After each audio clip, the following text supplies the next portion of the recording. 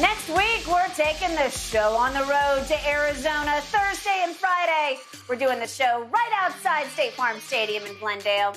We want you to be part of our live audience, so check our Twitter feed for all the details on how you can score some free tickets.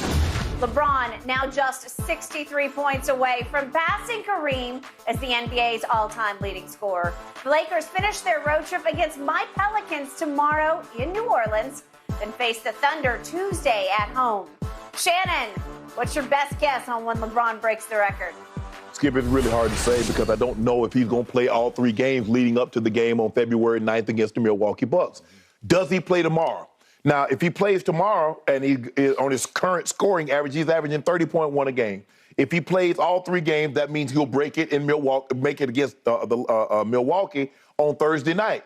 If he misses a game, I think he really wants to break it at home because then if he doesn't do it on Thursday, the next game is on the road in Golden State on a Saturday night. Yep. So I'm going to say, damn, I was really hoping. I was really hoping for Tuesday we are night. going to be at the Super Bowl on Thursday evening. I'm going to be at the game at the crib on Tuesday evening. Yeah. He breaking it Tuesday. You think so? I'm sticking with it. He going to get 40. He going to get 40. He needs 69, right? He get 40. He's going to do it against OKC. Would you believe LeBron James was actually asked a straight-faced question last night? You got a 63 in you? Like, Right. Would you do it at New Orleans? And he said, yeah, I got one in me, but I'm not counting on that. Right. Right? Yeah. Okay, so I don't think he's going to score 63 I don't think so at the either. Pelicans. I do feel like he's going to play so he can control his narrative because Right. I think he's got a grand plan in his head, but I think the grand plan involves getting to the threshold fairly quickly here where then you can control. Right. Because if you skip Pelicans, Yeah. because you got a foot injury or what, maybe he just needs time to refresh, to regroup for the two big home games. Mm-hmm. But if you do that and you need 63 against those two teams, especially against Milwaukee, it might be harder to get into the 30s against them, right?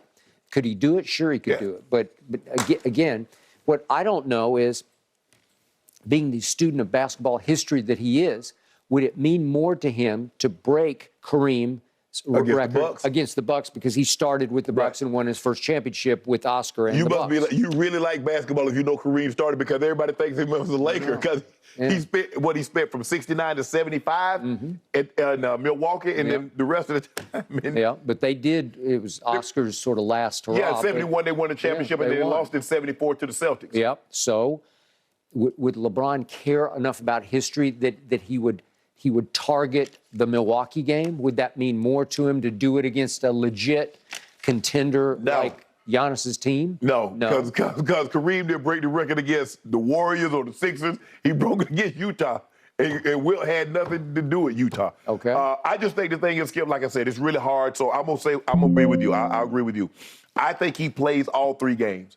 I think he gets it. I'm gonna say he scores somewhere, but I'm gonna say he scores at least 35 tomorrow. Okay. And then now, I need 34. Now at least I know I can control the narrative that this is going to happen at home in the crib. You could definitely control it. And you might control it all the way down to, let me do it early in the Milwaukee game where it'll Get it out the way? Yeah, just get it out of the way, and it'll set off the whole night. Because you damn sure don't want to do it in the fourth quarter, Skip. Your fourth quarter, hey, there's 5 minutes left to go in the game, and now they got to stop the game for 20 minutes. That's not have a situation like they did when Tim Brown caught like 100 receiving. They brought everybody at the field, had his mom and grandma. They paused the Monday Night Football game for like 2 hours. Yep, I agree. So we don't people are like, we got to get up out of here. Okay, so if in fact he does somehow break Kareem Abdul-Jabbar's record against the Oklahoma City Thunder, allow me to say, as a resident of Oklahoma City, born and raised, You be happy? I would be flabbergasted because I grew up in a city that didn't have any pro teams and had minor league hockey. We went to minor league hockey just to watch the fights.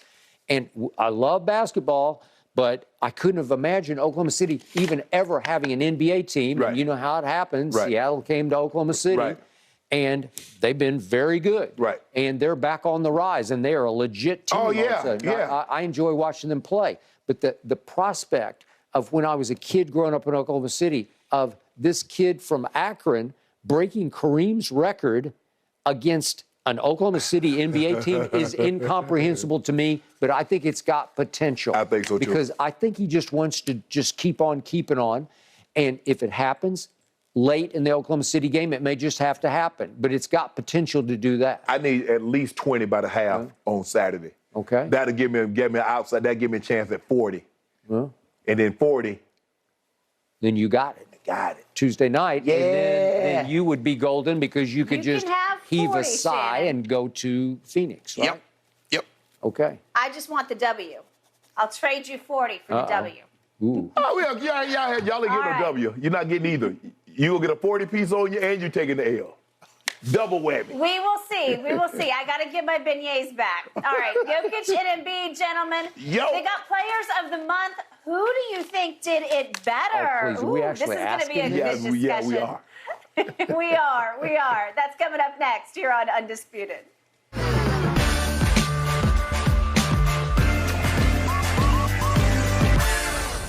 Long enough. No human can last like that. Okay, now back to Kareem's mark. You say you were aware of it.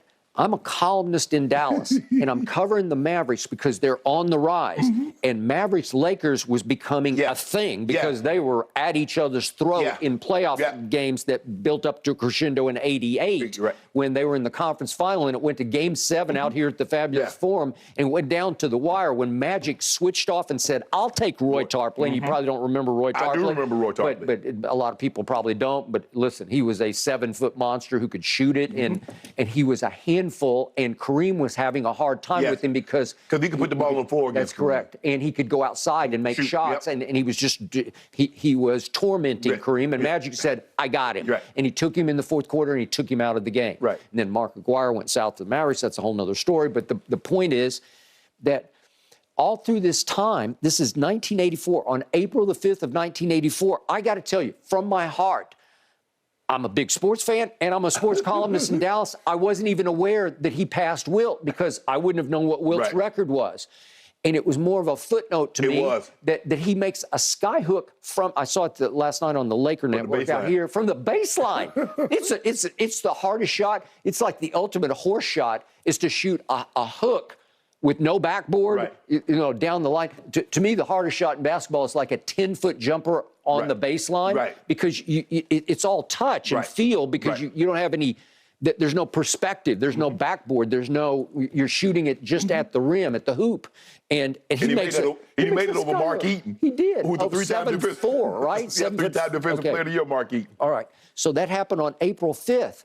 And then I'm covering the NBA Finals that year, and it's the tragic Johnson Finals. Absolutely. And it goes to Game 7 at Boston, and Boston wins it. Yes. And Magic had a terrible Game 4, as you recall. And dribbled out the clock, and they lost in overtime. Okay. And he missed 2 free throws in overtime, and it was tragic Johnson. Okay.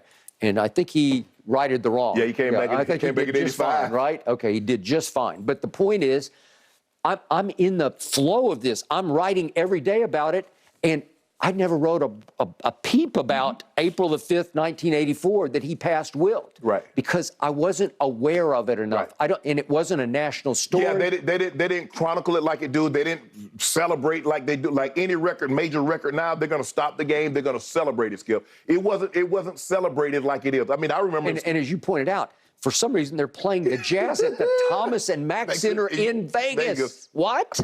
In April. It's just like weird.